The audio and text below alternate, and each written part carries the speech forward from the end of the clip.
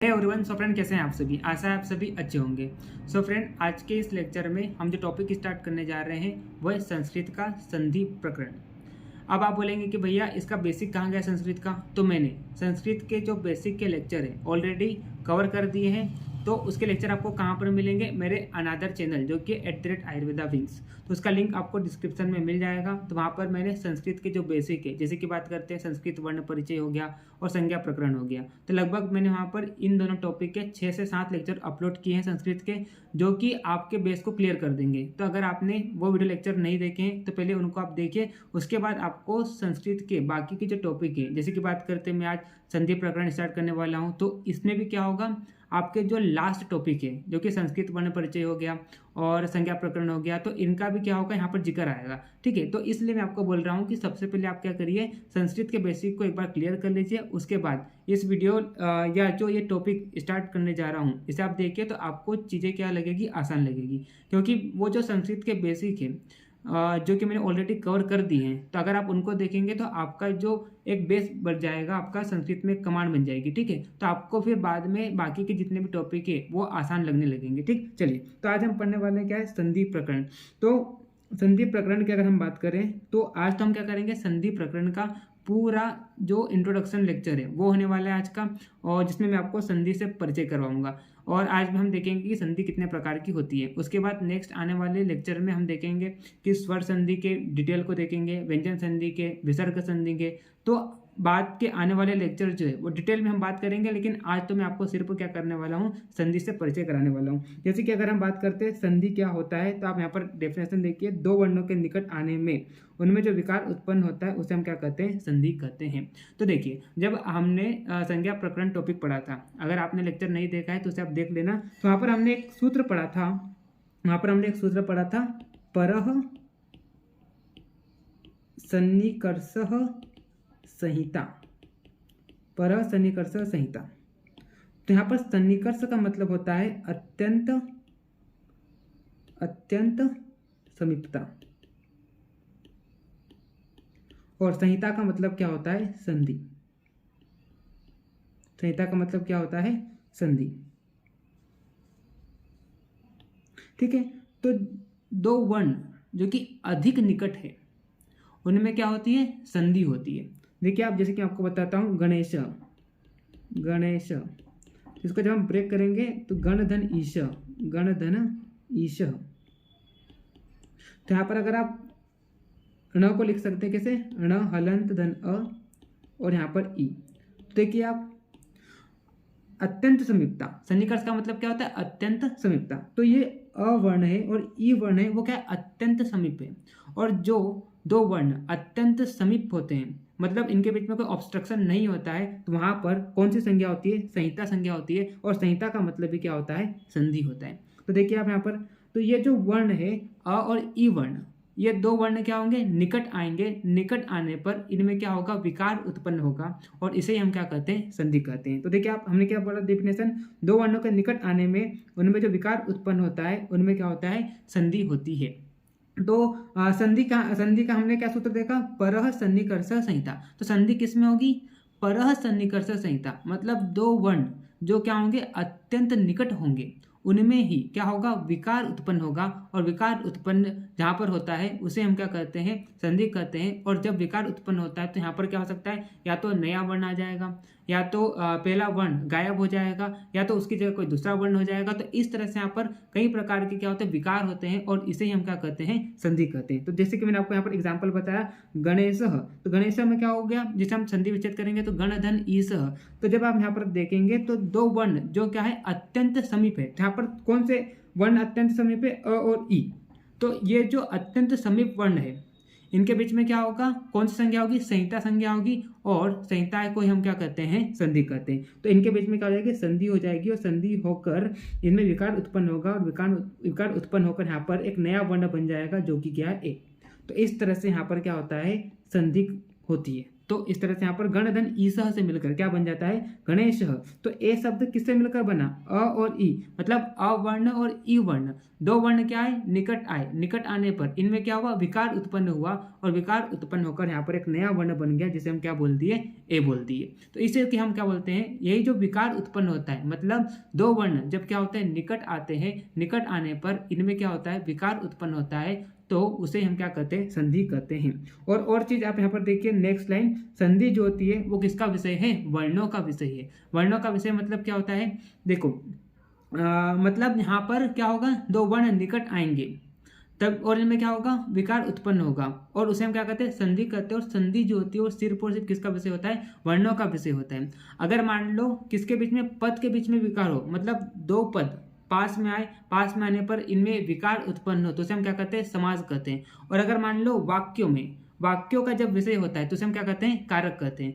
तो आज हम पढ़ रहे हैं क्या, संधि। संधि मतलब क्या होता है, वर्णों के बीच में क्या होता है, विकार उत्पन्न होता है। और कौन से वर्ण, जो अत्यंत समीप है, सन्निकर्ष वर्ण, कौन से वर्ण, सन्निकर्ष वर्ण, मतलब जो अत्यंत सामीप्य, जो जिनके बीच में कोई ऑब्स्ट्रक्शन नहीं है, वही वर्ण क्या होते हैं, निकट आते हैं। निकट आने पर इनमें क्या होता है, विकार उत्पन्न होता है, और इसे हम क्या कहते हैं, संधि कहते हैं। और संधि जो होती है वो किसका विषय होता है, वर्णों का विषय होता है। अगर हम पद के बीच में अगर विकार उत्पन्न होगा तो उसे हम क्या कहते हैं, समास कहते हैं। और अगर किसके बीच में, वाक्य में अगर मान लो कोई विकार उत्पन्न होता है, या वाक्यों का जब हम क्या करते हैं, विषय की बात करते हैं, तो उसे हम क्या कहते हैं, कारक कहते हैं। ठीक है, तो आप देखिए यहाँ पर संधि की अगर हम बात करते हैं, संधि को ब्रेक डाउन करेंगे तो संधि शब्द सम, उपसर्ग, धा, धातु और की प्रत्यय से मिलकर बना है। और अगर आपसे कोई पूछे कि संधि का लिंग क्या होता है, तो संधि जो है वो कौन सा सब लिंग है, पुल्लिंग है। ठीक, उसके बाद अगर हम बात करें, जैसे कि मैंने आपको बताया कि गणेश, गणेश का आप संधि विच्छेद करेंगे तो गण धन ईसह, तो यहाँ पर आप देखिए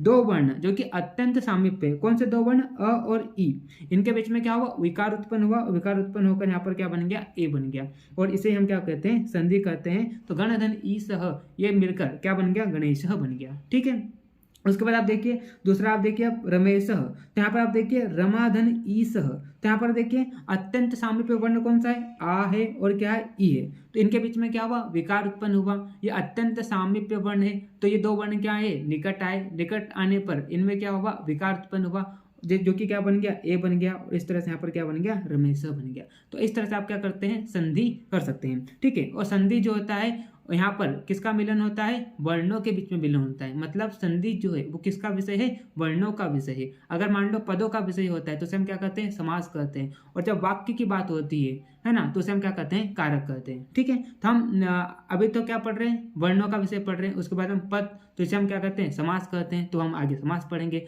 उसके बाद अगर हम जब वाक्य की बात करेंगे तो वहाँ पर हम क्या पढ़ेंगे, कारक पढ़ेंगे। ठीक है, चलिए, तो इस तरह से यहाँ पर आप देख सकते हैं। और आप देखिए, देखो अब आप बोल रहे हो कि भैया आपने गणेश को गण धन ईसा में कैसे तोड़ा है, तो आप आज तो क्या मैं आपको संधि से परिचय करा रहा हूँ। आप जब नेक्स्ट मेरा वीडियो देखेंगे तो उसमें आप संधि विच्छेद करना भी सीख जाएंगे कि गणेश को गण धन ईसा में हमने कैसे लिखा, रमेश को रमाधन ईसा में हमने कैसे लिखा। तो मैं आपको नेक्स्ट आने वाली वीडियो उसमें आपको संधि विच्छेद करना भी बताऊंगा कि कैसे आप संधि विच्छेद करेंगे। लेकिन अभी आप क्या कीजिए, सिर्फ आप परिचय लीजिए संधि से, है ना। तो मैंने आपको क्या बताया कि जब दो वर्ण निकट आते हैं, निकट आने में इनमें क्या होता है, विकार उत्पन्न होता है, और इसे हम क्या कहते हैं, संधि कहते हैं। और संधि जो होती है वो किसका विषय होता है, वर्णों का विषय होता है। अगर पदों का विषय हो तो उसे हम क्या कहते हैं, समास कहते हैं। और अगर हम वाक्य की बात करते हैं तो उसे हम क्या कहते हैं, कारक कहते हैं। ठीक, चलिए उसके बाद आप बात करिए। उसके बाद हम बात करेंगे, एक नोट है, तो संधि जो है, संधि कार्य अनिवार्य है किसमें, एक पद में। एक पद है तो एक पद में संधि अनिवार्य है। जैसे कि मैं आपको एग्जाम्पल दूं, नायक, नायक, तो नायक को जब आप तोड़ेंगे तो नय धन अकह, नय धन अकह होगा। तो यहाँ पर आप देखिए, अगर आप क्या पढ़ेंगे, नायक पढ़ेंगे, ना कि नई धन अकह पढ़ेंगे। तो इसका मतलब यहाँ पर संधि अनिवार्य है। अगर आपको नायक पढ़ना है, मतलब आप देख, जैसे कि बात करते हैं, आपको शब्द बोलना है कि नायक नायिका को लेकर भाग गया, तो आप ऐसा थोड़ी ना बोलेंगे नई धन अकह, नायिका को लेकर भाग गया। तो यहाँ पर क्या है, संधि अनिवार्य है। तो यहाँ पर आपको क्या करना पड़ेगा, नई और अक के बीच में आपको संधि करना ही पड़ेगा, तब जाके यहाँ पर क्या बनेगा, नायक बन जाएगा। तो ये जो शब्द है, मतलब एक पद जो है, यहाँ पर आपको संधि करना अनिवार्य है ना। दूसरा आप देखिए कहाँ कहाँ पर अनिवार्य है, तो धातु और उपसर्ग, यहाँ पर भी आपको क्या करना है, संधि करना अनिवार्य है। जैसे कि बात करते हैं, एग्जाम्पल लूँ, प्रधन तिष्ठते, प्रधन तिष्ठते, प्रधन तिष्ठते, तो प्रतिष्ठते, प्रतिष्ठते, ठीक है। तो ये देखिए, ये क्या है, उपसर्ग है, ये क्या है, उपसर्ग है ना। और ये क्या है, तिष्ठते, तिष्ठते एक धातु है। तो यहाँ पर भी क्या करना है, संधि अनिवार्य है। आप ऐसा थोड़ी ना बोलेंगे प्रधन तिष्ठते, ऐसा थोड़ी ना बोलेंगे, आप इसको संधि करके बोलेंगे। इसका उच्चारण कब करेंगे, इसका संधि करने के बाद ही आप इसका उच्चारण करेंगे। हालांकि वो भी सही है, लेकिन सबसे सही जो है, सटीक जो है, वो क्या है, प्रतिष्ठते, यह आसान रहेगा। तो यहाँ पर भी क्या करना है, आपको संधि करना अनिवार्य है। तो मैंने क्या बोला, एक पद में संधि करना अनिवार्य है, धातु उपसर्ग में संधि करना अनिवार्य है, समास में संधि करना अनिवार्य है। जैसे कि मैं आपको बात बताऊं, एक एग्जाम्पल लूं, राज्ञः धन पुरुषः, राज्ञः धन पुरुषः। तो ये एक पद है, एक ये पद है, एक ये पद है ना। ये दोनों पद मिलकर यहाँ पर समासिक पद जो होगा वो क्या होगा, राजपुरुषः, राजपुरुषः। तो यहाँ पर भी आप देखिए, यहाँ पर भी आप देखिए, आप ऐसा थोड़ी ना बोलेंगे राज्ञः पुरुषः, आप क्या बोलेंगे, राजपुरुषः। तो यहाँ पर भी संधि करना क्या है, अनिवार्य है, संधि करना अनिवार्य है। उसके बाद अगर हम ऐच्छिक कहाँ पर है, तो वाक्यों में, वाक्यों में आप क्या कर सकते हैं, संधि कर भी सकते हैं और नहीं भी कर सकते। जैसे कि मैं आपको एग्जाम्पल दूँ, जैसे कि बात दूँ, एग्जाम्पल दूँ मैं, रामः, रामः गच्छति, रामः गच्छति। तो आप रामः गच्छति ऐसा भी बोल सकते हैं, या तो आप इसको संधि विच्छेद करके बोल सकते हैं। तो देखिए आप यहाँ पर विसर्ग संधि हो रही है, पहला यहाँ पर विसर्ग है, दूसरा यहाँ पर व्यंजन है। तो यहाँ पर कौन सी संधि हो रही है, विसर्ग संधि हो रही है। जब आप आगे के लेक्चर देखेंगे तो आपको समझ में आ जाएगा कि विसर्ग संधि कैसे पहचानते हैं। तो देखिए आप यहाँ पर पहला आपको विसर्ग दिख रहा है, दूसरा आपको व्यंजन दिख रहा है, तो यहाँ पर क्या होगी, विसर्ग संधि होगी। मैं आपको बताऊंगा कि विसर्ग संधि कैसे पहचानते, ठीक। देखिए, तो यहाँ पर आपको बस ये समझना है कि वाक्यों में संधि ऐच्छिक भी हो सकती है और अनैच्छिक भी हो सकती है। मतलब आपका मन हो तो आप करो, नहीं हो तो तब भी चलेगा। जैसे कि बात करते हैं यहाँ पर रामः गच्छति, ये भी सही है, लेकिन इसका आप संधि भी कर सकते हैं। जैसे कि आप लिख सकते हैं रामो गच्छति, रामो गच्छति। तो यहाँ पर आप देखिए, यहाँ पर क्या है, ऐच्छिक भी है और अनैच्छिक भी है। मतलब आप अगर करना चाहे तो कर भी सकते हैं। अगर आप संधि करेंगे तो क्या हो जाएगा, ये रामो गच्छति हो जाएगा। अगर आप नहीं करना चाहते तो आप इसको ऐसा भी छोड़ सकते हैं, रामः गच्छति। तो यहाँ पर क्या है, वाक्यों में संधि जो है वो क्या है, ऐच्छिक भी है और अनैच्छिक भी है। मतलब आपका मन हो तो आप करो, नहीं हो तो वो भी सही है। लेकिन समास में क्या है, अनिवार्य है। धातु उपसर्ग में संधि करना क्या है, अनिवार्य है। एक पद में संधि करना अनिवार्य है, ठीक है। जैसे कि आप देखिए, राजपुरुष को आप राज्ञः पुरुषः नहीं बोलोगे, आप क्या बोलोगे, राजपुरुषः। मतलब संधि करना यहाँ पर अनिवार्य है। संधि करने के बाद ही आप इसका क्या करेंगे, उच्चारण करेंगे। उसके बाद आप देखिए, नायकः, नायकः को आप ऐसा थोड़ी नहीं बोलेंगे, नई धन अकः। यहाँ पर आप क्या करोगे, नई और अकः के बीच में संधि करोगे, उसके बाद आप क्या करोगे, नायक का उच्चारण करोगे। तो यहाँ पर भी क्या है, संधि करना अनिवार्य है। मतलब एक पद में संधि करना अनिवार्य है, समास में संधि करना अनिवार्य है। और वाक्यों की अगर हम बात करें तो वाक्यों में ऐच्छिक भी है और अनैच्छिक भी है। अगर आपको करना हो तो करो, नहीं करना हो तो मत करो। या तो आप बोलो रामः गच्छति, या आप संधि करके बोलो रामो गच्छति, ठीक है। तो इस तरह से मैंने आपको बताया कि संधि करना कहाँ पर अनिवार्य है, कहाँ पर नहीं अनिवार्य। अगर आपको एग्जाम्पल नहीं भी समझ में आया तो आपको इतना याद रखना है कि एक पद में धातु उपसर्ग में और समास में संधि करना अनिवार्य है। और अगर वाक्यों की बात करें तो वाक्यों में संधि करना ऐच्छिक भी हो सकता है और अनैच्छिक भी हो सकता है। अगर आपका मन हो तो आप संधि करो, अगर आपका नहीं मन है तो आप संधि मत करो, ठीक। चलिए अब हम बात करते हैं संधि विच्छेद। तो जो संधि युक्त शब्द है उसको आप अगर आप क्या करते हो, तोड़ देते हो, तो इसे हम क्या कहते हैं, विच्छेद। विच्छेद का मतलब क्या होता है, तोड़ना। तो देखिए आप, संधि युक्त पदों को अलग अलग करना ही क्या कहलाता है, संधि विच्छेद कहलाता है। जैसे कि मैंने आपको एग्जाम्पल बताया था, गणेश, गणेश। तो ये क्या है, ये संधि युक्त है, मतलब संधि करने के बाद बना है। तो जो संधि करने के बाद शब्द बना है उसको वापस क्या करना, अलग अलग करना। तो क्या हो जाएगा, गणधन ईश, गणधन ईश, गणधन ईश। तो इसे हम क्या कहते हैं, संधि विच्छेद कहते हैं, ठीक। तो देखिए आप, संधि युक्त पदों को अलग अलग करना है। जैसे कि बात करती है, संधि युक्त पद है, मतलब संधि करने के बाद क्या बना है, गणेश बना है। गणेश बना है, तो किससे मिलकर बना था? गण धन ईसह से मिलकर क्या बना है? गणेश बना है। तो जो संधि युक्त पद है उसको वापस अलग अलग करना जिससे वो बना है उसे हम क्या कहते हैं? संधि विच्छेद कहते हैं। तो क्या जाएगा यहाँ पर? गण धन ईसह। तो गण धन ईसह ये क्या है? गणेश का संधि विच्छेद है। अब कैसे हम संधि विच्छेद करते हैं, कौन सी संधि कैसे पहचानते हैं, तो वो हम डिटेल में देखेंगे। अभी आप समझते जाइए कि संधि क्या होता है, संधि कहाँ अनिवार्य है, कहाँ अनिवार्य नहीं है, और संधि कितने प्रकार की होती है। ठीक, चलिए तो अब हम बात करते हैं नेक्स्ट टॉपिक, जो कि क्या है? संधि कितने प्रकार की होती है। तो आपको संधि समझ में आ गया होगा। संधि क्या होता है? संधि दो वर्णों का मेल करने पर उनमें जो विकार उत्पन्न होता है उसे हम क्या कहते हैं? संधि कहते हैं। अगर हम संधि के प्रकार की बात करें तो मुख्यतः संधि कितने प्रकार की होती है? 3 प्रकार की होती है। कितने प्रकार की होती है? 3 प्रकार की होती है। पहली कौन सी? स्वर संधि, इसे हम अच संधि भी कहते हैं। दूसरी व्यंजन संधि, और तीसरी क्या जाएगी? विसर्ग संधि। तो देखिए मैंने आपको क्या बोला था, दो वर्ण के मेल होने पर उनमें क्या होता है? विकार उत्पन्न होता है, उसे हम क्या कहते हैं? उसे हम क्या कहते हैं? संधि कहते हैं। ठीक, तो अगर मान लो पहला वर्ण पूर्व वर्ण और दूसरा वर्ण अगला वर्ण मतलब पर वर्ण, पूर्व वर्ण मतलब पहला वर्ण और इसका अगला वाला वर्ण, पर वर्ण मतलब इसके अगला वाला वर्ण या बाद का वर्ण। ठीक है, तो अगर मान लो अगर पूर्व वर्ण क्या हो? स्वर हो, और दूसरा वर्ण क्या हो? स्वर हो, तो इसे हम क्या कहते हैं? स्वर संधि कहते हैं। तो इसे हम क्या कहते हैं? स्वर संधि।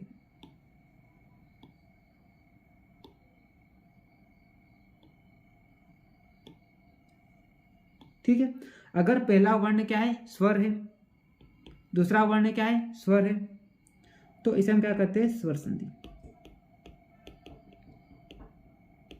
अगर मान लो पहला वर्ण क्या है? व्यंजन है, पहला वर्ण अगर मान लो व्यंजन है ना, दूसरा वर्ण क्या है? स्वर है, या पहला वर्ण व्यंजन है या दूसरा वर्ण भी क्या है? व्यंजन है, तो इसे हम क्या कहते हैं? व्यंजन संधि कहते हैं। और अगर मान लो पहला वर्ण क्या है? विसर्ग है, और दूसरा वर्ण क्या है? स्वर हो सकता है या व्यंजन हो सकता है, तो इसे हम क्या कहते हैं? व्यंजन संधि कहते हैं। अब आप बोल रहे होंगे भैया ये स्वर क्या होता है, व्यंजन क्या होता है, तो इसके लिए आप क्या करिए, मेरा बेसिक लेक्चर देखिए संस्कृत के, तो आपको समझ में आ जाएगा। ठीक है, फिर भी आपको मैं बता देता हूँ कि जो माहेश्वरी सूत्र जिसकी अ ई ऊर्ण रिल रि क ए ओ अंग आई आउ च ह य व र ट ल ण है ना, तो ये जो माहेश्वरी सूत्र होते हैं इसमें 42 प्रत्याहार होते हैं, 42 प्रत्याहार होते हैं। तो इनमें से जो अच होता है जो कि क्या हो जाएगा यहाँ पर? अ ई उ रि री ए ओ आई आओ, ये जो है ये सब क्या होते हैं? स्वर होते हैं। ये क्या है? सब स्वर है। तो अगर पहला वर्ण क्या हो? स्वर हो, मतलब इनमें से कोई वर्ण हो, और दूसरा वर्ण भी क्या हो? स्वर हो, मतलब इनमें से ही कोई वर्ण हो, तो वहां पर कौन सी संधि होगी? स्वर संधि होगी। और अगर मान लो पहला वर्ण स्वर हो, मतलब इनमें से कोई मतलब पहला वर्ण कोई व्यंजन हो और दूसरा वर्ण क्या हो सकता है? स्वर भी हो सकता है या व्यंजन भी हो सकता है, तो वहां पर कौन सी संधि होगी? व्यंजन संधि होगी। ठीक है, अगर आपको डिटेल में देखना है कि स्वर क्या होता है, व्यंजन क्या होता है, तो सबसे पहले मेरे बेसिक लेक्चर को देखिए, तब जाके आपको चीज़ें समझ में आएगी। ठीक है, अभी मैं आपको यहाँ पर डिटेल में इतना टाइम भी नहीं कि आपको मैं बता दूँ। ठीक, चलिए, क्योंकि मैंने वहाँ पर टाइम दिया है तो यहाँ पर मैं बार बार टाइम नहीं दूंगा। ठीक है, तो आप पहले क्या करिए, बेसिक लेक्चर को देखिए, तब जाके आपको समझ में आ जाएगा स्वर क्या है और व्यंजन क्या है। ठीक, चलिए, तो पहले मैंने क्या बोला? पहला वर्ण क्या होना चाहिए? स्वर होना चाहिए, और दूसरा वर्ण भी क्या है? स्वर है, तो यहाँ पर कौन सी संधि होगी? स्वर। देखिए आप, स्वर संधि, इसे हम अच संधि भी कहते हैं। आप क्यों कहते हैं तो इसके लिए आप बेसिक लेक्चर को देखिए। तो पहला वर्ण अगर मान लो स्वर है, दूसरा वर्ण क्या है? स्वर है, तो यहाँ पर कौन सी संधि होगी? स्वर संधि होगी। जैसे एग्जाम्पल्स की बात करते हैं, इति धन आदि, तो इससे क्या बनता है? इत्यादि बनता है। तो यहाँ पर आप देखिए, यहाँ पर दो वर्ण जो कि अत्यंत समीप है, तो कौन से है अत्यंत समीप? एक ई वर्ण है और एक क्या है यहाँ पर? आ वर्ण है। ठीक, तो देखिए आप, ई भी क्या है? स्वर है, आ भी क्या है? स्वर है, तो पहला वर्ण स्वर, दूसरा वर्ण स्वर, तो यहाँ पर कौन सी संधि हो गई? स्वर संधि हो गई। दूसरा आप देखिए देवालय, तो यहाँ पर देखिए पहला वर्ण क्या है आ, दूसरा वर्ण क्या है आ, तो मतलब ये भी क्या है स्वर है, ये भी क्या है स्वर है। तो जब भी क्या होता है स्वर स्वर के बीच में विकार उत्पन्न हो, स्वर स्वर जब क्या आए पास में आए, मतलब दो वर्ण क्या है स्वर है और इनमें क्या हो विकार उत्पन्न हो, तो यहाँ पर कौन सी संधि होती है, स्वर संधि होती है। देखिए आप रमाधन ईस, तो पहला वर्ण क्या है स्वर है, दूसरा वर्ण क्या है स्वर है, ठीक है। तो दो वर्ण जो कि क्या है दोनों ही स्वर है और दोनों स्वर वर्ण निकट आते हैं और इनमें जो विकार उत्पन्न होता है तो उसे हम कौन सी संधि कहते हैं, स्वर संधि कहते हैं। हल संधि की बात करते हैं, इसे हम व्यंजन संधि भी कहते हैं। तो व्यंजन संधि किसे कहते हैं कहेंगे, तो पहला वर्ण क्या होना चाहिए यहाँ पर स्वर सॉरी पहला वर्ण हमेशा यहाँ पर क्या रहेगा व्यंजन होगा। देखिए पहला वर्ण हमेशा क्या रहेगा व्यंजन होगा, बाद का वर्ण स्वर भी हो सकता है या व्यंजन भी हो सकता है, तो वहां पर कौन सी संधि होगी, व्यंजन संधि होगी। तो याद रखना व्यंजन संधि में पहला वर्ण मतलब जो पूर्व वर्ण है वो हमेशा क्या रहेगा व्यंजन रहेगा और बाद का वर्ण जो होता है वो स्वर भी हो सकता है और व्यंजन भी हो सकता है। तो पहला वर्ण अगर मान लो क्या हो व्यंजन हो, है ना, दूसरा वर्ण क्या हो स्वर भी हो सकता है व्यंजन भी हो सकता है, तो वहां पर कौन सी संधि होगी, व्यंजन संधि होगी। जैसे कि बात करिए आप वाक का धन ई सह, तो आप देखिए क क्या है यहाँ पर व्यंजन है, ई यहाँ पर क्या है स्वर है, तो पहला वर्ण हमेशा क्या होना चाहिए, व्यंजन ही होना चाहिए। ये तो आप दिमाग में फिट कर लीजिए। देखिए मैंने नोट पे यहाँ पर बताया है कि पहला वर्ण हमेशा क्या होना चाहिए, व्यंजन ही होना चाहिए। तो पहला वर्ण क्या है व्यंजन है, दूसरा यहाँ पर स्वर भी हो सकता है और व्यंजन भी हो सकता है, ठीक। तो पहला वर्ण क्या होना चाहिए व्यंजन, दूसरा स्वर भी हो सकता है या व्यंजन भी हो सकता है, तो यहाँ पर कौन सी संधि होगी, व्यंजन संधि होगी। तो देखिए आप पहला वर्ण यहाँ पर व्यंजन है जो कि क, दूसरा वर्ण यहाँ पर स्वर है जो कि ई, तो ये जब क्या आएंगे निकट आएंगे, निकट आने पर इसमें क्या होगा विकार उत्पन्न होगा और यहाँ पर क्या बन जाएगा भागी स बन जाएगा। अब किस तरह से विकार उत्पन्न होता है तो ये हम डिटेल में देखेंगे आगे, जो डिटेल इसका जो वीडियो लेक्चर आएंगे उसमें आपको पता चल जाएगा कि कैसे आप संधि विच्छेद करते हैं, कैसे आप पहचानते हैं कि कौन सी संधि है, कैसे आपको संधि विच्छेद करना है, तो सारी चीज़ें मैं आपको डिटेल में बताऊंगा। लेकिन अभी आपको नोट करना है कि 3 प्रकार की संधि होती है, स्वर संधि, व्यंजन संधि और विसर्ग संधि। स्वर संधि क्या होता है, स्वर संधि में क्या होता है कि पहला वर्ण मतलब जिनमें विकार उत्पन्न हो रहा है तो पहला वर्ण क्या होगा स्वर, अगला वर्ण भी क्या होगा स्वर, तो यहाँ पर स्वर संधि। व्यंजन संधि की बात करते हैं तो व्यंजन संधि में पहला वर्ण हमेशा क्या होगा व्यंजन होगा, दूसरा वर्ण स्वर भी हो सकता है और व्यंजन भी हो सकता है, तो इसे हम क्या बोलेंगे व्यंजन संधि। और उसके बाद अगर हम बात करें विसर्ग संधि, तो विसर्ग संधि में पहला जो है वो हमेशा क्या होगा विसर्ग और दूसरा क्या हो जाएगा यहाँ पर स्वर भी हो सकता है और व्यंजन भी हो सकता है। तो अगर मान लो पहला क्या, जैसे कि मैंने आपको एग्जाम्पल दिया था रामः गच्छति, रामः गच्छति, है ना, तो यहाँ पर आप देखिए ये क्या है विसर्ग है, ये क्या है विसर्ग है और ग क्या है यहाँ पर व्यंजन है, ग यहाँ पर क्या है व्यंजन है। तो यहाँ पर देखिए आप विसर्ग जो है, विसर्ग और व्यंजन इनमें क्या हुआ विकार उत्पन्न हुआ और विकार उत्पन्न होकर क्या बन गया रामो गच्छति, रामो गच्छति, तो इसे हम क्या बोलेंगे विसर्ग संधि बोलेंगे। तो देखिए आप यहाँ पर देखिए मैंने बोला था ना, तो पहला क्या होना चाहिए विसर्ग होना चाहिए, ये विसर्ग है, दूसरा क्या होना चाहिए स्वर भी हो सकता है व्यंजन भी हो सकता है। जैसे कि यहाँ की अगर बात करते हैं यहाँ पर क्या है व्यंजन ही है, यहाँ पर ग क्या है व्यंजन है, तो यहाँ पर क्या हुआ विसर्ग और व्यंजन इनके बीच में विकार उत्पन्न हुआ, विकार उत्पन्न होकर यहाँ पर ओ बन गया, देखिए तो रामो गच्छति, ठीक। देखिए आप यहाँ पर एग्जाम्पल देखिए बालक, देखिए ये विसर्ग है, ग क्या यहाँ पर व्यंजन है तो बालक को गच्छति हो गया। यहाँ पर आप देखिए देखो तो ये किसका एग्जाम्पल हो गया, पहला विसर्ग दूसरा व्यंजन तो बालक को गच्छति।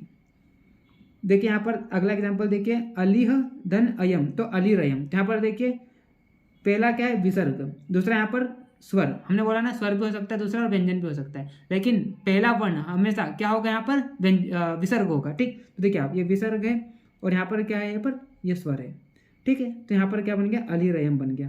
तो इस तरह से मैंने आपको यहाँ पर क्या बताया कि 3 प्रकार की संधि होती है। संधि की अगर हम बात करें, अगर आपको रिवाइज कराऊं, संधि क्या होता है जब भी दो वर्ण निकट आते हैं, निकट आने पर इनमें क्या होता है विकार उत्पन्न होता है, तो इसे हम क्या कहते हैं संधि कहते हैं। संधि जो होती है वो क्या होती है वर्णों का विषय होता है। संधि कितने प्रकार की होती है, 3 प्रकार की होती है, स्वर संधि, व्यंजन संधि, विसर्ग संधि।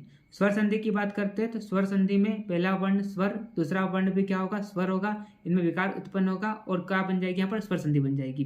व्यंजन संधि की बात करते हैं, व्यंजन संधि में पहला वर्ण हमेशा क्या होगा व्यंजन ही होगा, दूसरा वर्ण यहाँ पर स्वर भी हो सकता है और व्यंजन भी हो सकता है, तो ये 2 वर्ण क्या होंगे पास में आएंगे, पास में आने पर इनमें क्या होगा, विकार उत्पन्न होगा, और विकार उत्पन्न होने के बाद कौन सी संधि होगी, व्यंजन संधि होगी। उसके बाद तीसरा हमने क्या देखा, विसर्ग संधि। विसर्ग संधि में पहला जो होगा वो हमेशा विसर्ग रहेगा, और दूसरा स्वर भी हो सकता है और व्यंजन भी हो सकता है। तो यहाँ पर जो विसर्ग संधि होकर यहाँ पर क्या बन जाएगा, एक नया शब्द बन जाएगा, या नया वर्ण हो जाएगा विकार उत्पन्न होने के बाद।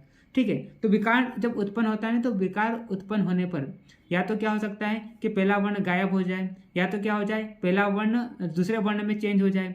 ठीक है, या तो फिर दो वर्ण आ जाए। तो इस तरह से अलग अलग प्रकार के यहाँ पर विकार उत्पन्न होते हैं। तो किस प्रकार से कैसे विकार उत्पन्न होते हैं तो हम डिटेल में नेक्स्ट आने वाली जो संधि की सीरीज आने वाली है उसमें हम देखेंगे। ठीक है, तो आई होप आपको यहाँ पर समझ में आ गया होगा कि संधि क्या होता है। देखिए मैं एक यहाँ पर नोट लेकर आया हूँ, संधि में जिस वर्ण का विकार हो, देखिए आप, तो जिस वर्ण में क्या हो, विकार हो, उसी प्रकार की क्या होती है, संधि हो जाती है। जैसे कि बात करते हैं अगर स्वर में विकार उत्पन्न हो रहा है तो स्वर संधि, अगर व्यंजन में विकार उत्पन्न हो रहा है तो व्यंजन संधि, और अगर विसर्ग में हो रहा है तो विसर्ग संधि। देखिए आप, जैसे कि हमने यहाँ पर एग्जाम्पल में भी देखा था, तो यहाँ पर क्या हो रहा है, विसर्ग में क्या हुआ, विकार उत्पन्न हुआ, है ना। देखिए यहाँ पर विसर्ग में देखिए आप, रामः गच्छति, तो रामः गच्छति में यहाँ पर क्या हुआ, एक मिनट इसको थोड़ा रब करता हूँ तब आपको समझ में आएगा। देखिए, तो मैंने क्या बोला कि जिस वर्ण में या जो वर्ण है, अगर वो स्वर है, अगर स्वर में विकार उत्पन्न हुआ तो स्वर संधि, अगर व्यंजन में विकार उत्पन्न हुआ तो व्यंजन संधि, अगर विसर्ग में हुआ तो विसर्ग संधि। तो देखिए आप यहाँ पर विसर्ग में क्या हुआ, विकार उत्पन्न हुआ और क्या बन गया, ओ बन गया। तो ये कौन सी संधि हो गई, विसर्ग संधि। अगर मान लो व्यंजन में होता है, जैसे कि आप देखिए यहाँ पर, है ना, जैसे कि आप यहाँ पर देखिए, ये देखिए यहाँ पर क क्या है, व्यंजन है, तो यहाँ पर क्या होगा, व्यंजन में यहाँ पर क्या हुआ, व्यंजन में विकार उत्पन्न हुआ, और देखो क की जगह यहाँ पर ग आ गया, तो ये कौन सी संधि हो गई, व्यंजन संधि हो गई। तो इस तरह से संधि में जिस वर्ण में विकार उत्पन्न होता है, अगर वो वर्ण स्वर है तो स्वर संधि, अगर वो वर्ण व्यंजन है तो व्यंजन संधि, अगर वो वर्ण विसर्ग है तो विसर्ग संधि। ठीक, तो इस तरह से यहाँ पर मैंने आपको बताया कि जब भी दो वर्ण निकट आते हैं, निकट आने पर इनमें क्या होता है, विकार उत्पन्न होता है, उसे हम क्या कहते हैं, संधि कहते हैं। संधि वर्णों का विषय होता है। संधि तीन प्रकार की होती है, स्वर संधि, व्यंजन संधि और विसर्ग संधि। ठीक है, तो आई होप आपको सारी चीज़ें यहाँ पर संधि की समझ में आ गई होगी। और अब हम नेक्स्ट आने वाली वीडियो लेक्चर में संधि को डिटेल में देखेंगे। तो इससे पहले आप क्या करना, एक बार संस्कृत के बेसिक को देख के आना। ठीक है, संस्कृत के बेसिक को देखकर आना, तभी आपको संस्कृत के आगे के लेक्चर समझ में आएंगे। अगर आपका संस्कृत का बेसिक क्लियर है तो आपको ये लेक्चर भी अच्छे समझ में आ जाता। आई होप आपको समझ में आ ही गया होगा, इतना रॉकेट साइंस यहाँ पर नहीं था, लेकिन फिर भी मैं आपको बोल रहा हूँ कि एक बार संस्कृत के बेसिक को क्लियर कर लीजिए, तब जाके आपको जो भी मैं पढ़ाऊँगा ना तो वो आसानी से समझ में आने लगेगी। तो गाइस, इस तरह से आज मैंने आपको संस्कृत का बेसिक बता दिया और संधि का बेसिक बता दिया और संधि कितने प्रकार की होती है वो बता दिया। ठीक है, इसके नोट्स आप डाउनलोड कर लेना कहाँ से, मेरे टेलीग्राम चैनल @ayurveda wing से। ठीक है, चलिए तो मिलते हैं नेक्स्ट वीडियो में, तब तक के लिए okay bye, see you again.